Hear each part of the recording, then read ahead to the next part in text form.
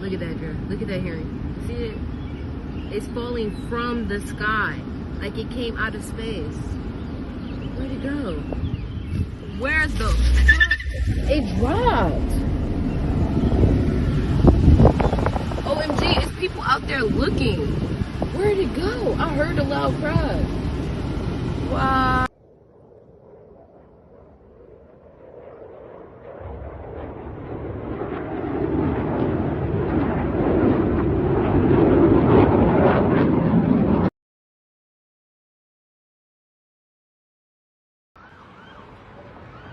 Captando un ovni en vivo.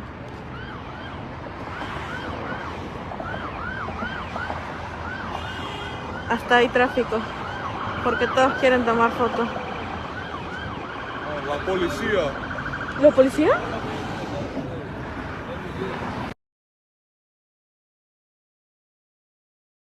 From the moment my videos exposing the world's first ever seen alien went viral, I have been seeing government vehicles outside my home. A couple weeks ago, I even saw a man investigating my property.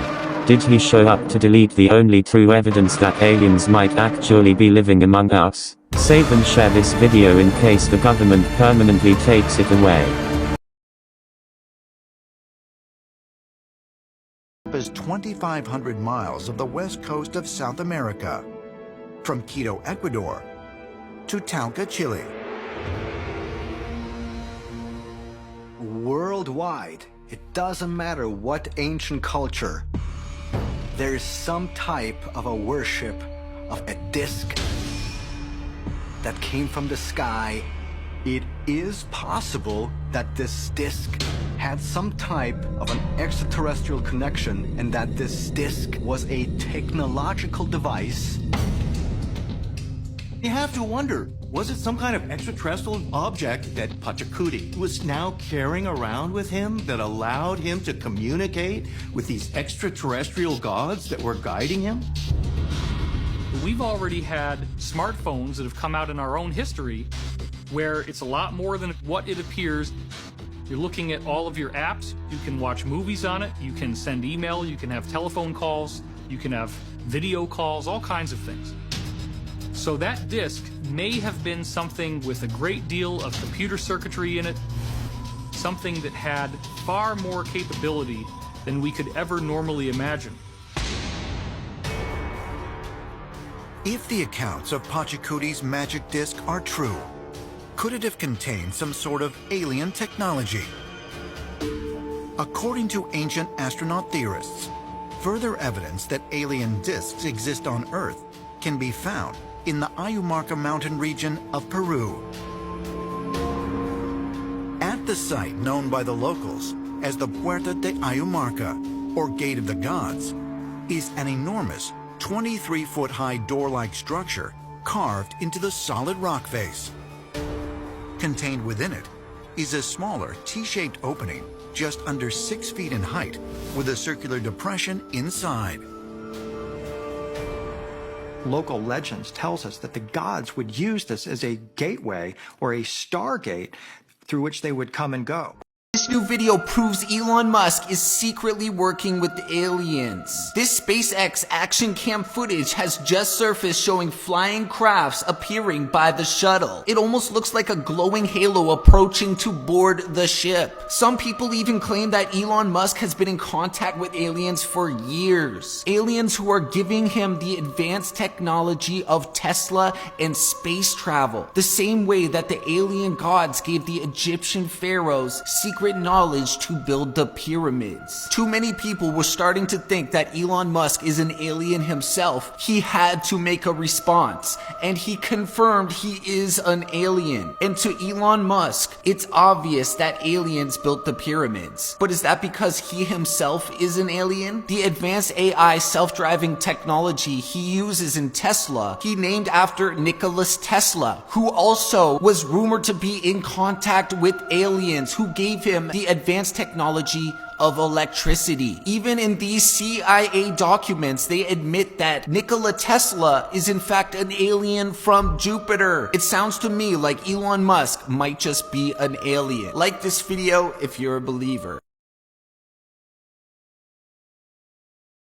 Anunnaki were the dominant ETs here because of the giant gold mining operation that they created. They used gold also in a powdered form and they ingested it.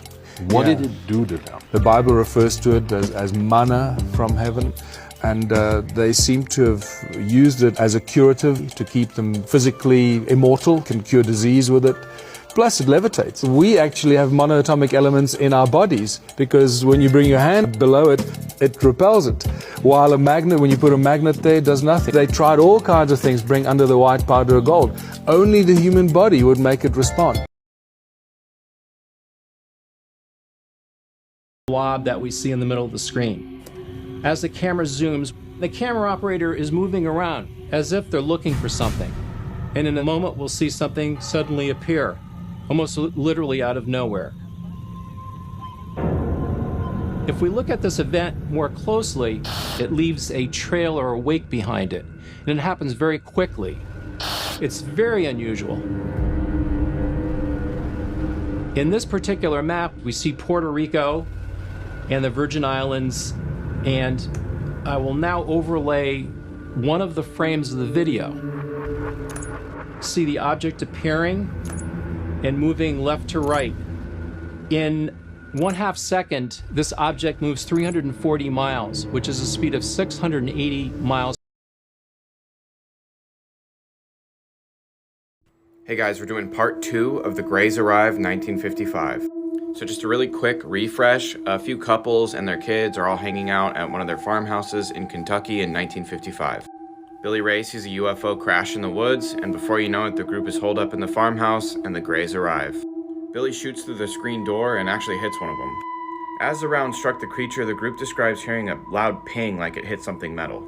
The alien ran back towards the woods and Billy chased it out onto the porch. But as he made it out onto the porch, a cold, skinny, claw-like hand came down and gripped his face and got a pretty good hold of his hair. Aileen, one of the other guests at the farmhouse, pulled him back inside. As she did, Lucky leaned out through the door and aimed his gun up towards the roof and took a shot. Once again, they heard the loud pinging noise and the alien actually fell off the roof, but he didn't seem hurt. He also just ran back into the woods. As everyone kind of gathered themselves after this first attack, Glennie, who was deeply religious, started wondering if maybe these were demons. Lucky asked if maybe these were the cave goblins that the local folklore talked about. But Billy Ray was like, guys, I literally saw a UFO crash, I'm pretty sure it's aliens. As they were speculating, one of the kids screamed because the creatures had returned and were looking through one of the bedroom windows. So they moved the kids into a back room with Glennie, and after that it was basically total war. For 2 hours, every time one of these little creatures would pop their head up, they would shoot at it, and they would actually fire over 200 rounds. They had blown out most of their windows, the house was completely trashed, and the walls were completely riddled with bullets. After a couple hours of not seeing the creatures, they finally felt safe enough to make a run for the cars, and they immediately drove to the police station. The officer on duty 100% did not believe their story, but he was a little worried over the fact that they had been in a gunfight, and the entire family seemed really shaken up. So he calls in the report to the rest of the local authorities and follows the family back to their farmhouse. And it's a little bit sketchy how many different agencies actually showed up. There were city police, state troopers, sheriffs, and military police there. They couldn't find any evidence to corroborate the actual story, but they were sure that the family believed what they were saying because the house was completely torn up and the family was poor. They didn't have money to replace any of this stuff.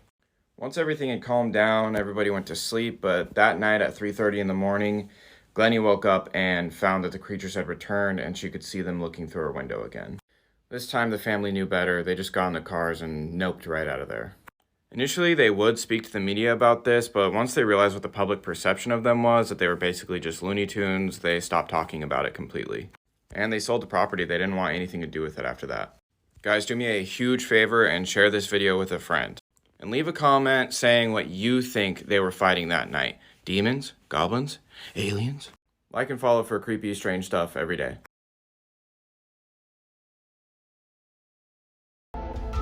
Alien species, the Venusian. These people live in the interior of the planet Venus. They look exactly like humans, but they are exceptionally good looking. They radiate peace and love and are clear and precise thinkers. They follow the cosmic law of one. They are master teachers and are the very foundation of unconditional love.